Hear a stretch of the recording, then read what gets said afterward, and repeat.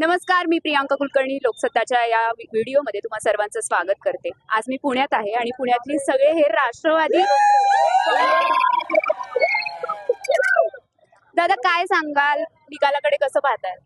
निकाल पाहता आम्हाला एकच वाटतंय की आज गरिबांचं जनतेचं गरिबाचं पोरग आज नगरसेवक झाले। तुम्हाला काय वाटतं, तुमच्या नगरसेवकांनी कोणकोणती कामं केली पाहिजे तुमच्या प्रभागात?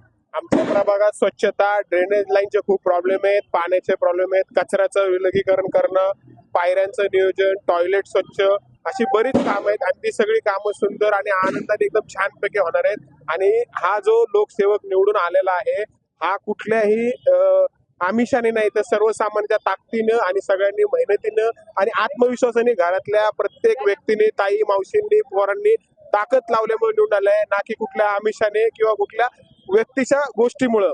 म्हणजे एक आपण म्हणतो ना की बाबा आपला माणूस निवडून यावा। आज हे बघा रात्रीचे 9:30 वाजलेत, एकही कार्यकर्ता घरी गेला नाही आणि सगळे इथे थांबले की भाऊ येतील आणि त्यांचं आम्ही जल्लोषात स्वागत करू आणि वस्तीचा विकास म्हणजे आमचा विकास, ह्यासाठी हे सगळे पोरं थांबले। जवळ 200-300 पोरं आहेत, कोणालाही थकवायला आलेलं आहे, कोणी कंटाळलेलं आहे, सकाळी 7 वाजल्यापासून इथं आहेत एवढ्या मोठ्या। आणि तुम्ही आता सगळे अजित पवारांच्या राष्ट्रवादीचे कार्यकर्ते आहात, बरोबर? निवडणुकीच्या दरम्यान बरीच टीका अजित पवारांवर झाली, अजित पवारांच्या राष्ट्रवादी पक्षावर झाली, त्याबद्दल काय सांगाल? जरी किती टीका झाली तरी गेले कित्येक वर्ष अजितदादा हे महाराष्ट्राचं नेतृत्व करतायत आणि टीकाही होत असते। पण तुम्ही बघितलं तर राष्ट्रवादी जेव्हा जेव्हा सत्तेत होता तेव्हा पुणे आणि पिंपरीचा जो विकास झाला तो या 5 वर्षात झाला नाही आणि जो आता जो इथला विकास होईल ना तो अजून चांगल्या पद्धतीने व्हायला पाहिजे आणि होणार आहे। अजितदादांवर टीका का होते, कारण त्यांचं प्रखट नेतृत्व आहे आणि त्यांचं जे स्पष्ट वक्तव्य अधिकाऱ्यांना जी वचक आहे त्याच्यामुळे टीका होते। पण राष्ट्रवादी सत्ता आली तर पुण्याचा विकास चांगल्या पद्धतीने होऊ शकतो। दादा, आता असं समजा की अजित पवार हा व्हिडिओ पाहतायत तर त्यांना काय सांगाल? पुण्यातला कार्यकर्ता काय सांगेल त्यांना? बोलण्याचं आहे की अजितदादांनी जो एका जनता वसत मधील एका युवतावर एवढा विश्वास ठेवला आणि त्यांना उमेदवारी दिली आणि त्या उमेदवारीचं सोनं करणारं एकमेव व्यक्तिमत्व म्हणजे सूरजदादा लोखंडे।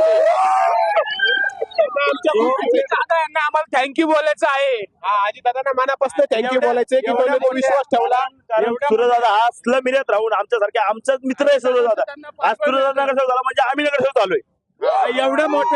एवढ्या मोठ्या बीजेपी लाटेमध्ये आमचा सूरज भाऊ एकटा निवडून आलेला आहे। आमच्या प्रभागामध्ये 2 राष्ट्रवादीचे नगरसेवक प्रियाताई गदादे आणि सूरज भाऊ लोखंडे या बीजेपीच्या पॅनल मध्ये आमचे दोन्ही राष्ट्रवादीचे नगरसेवक निवडून आलेले आहेत। सर्वांनी अजितदादांना थँक्यू बोला रे।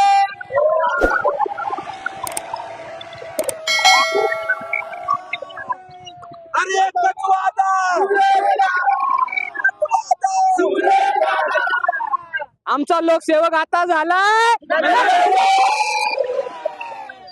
सूरज दादा, तू मागे बडो।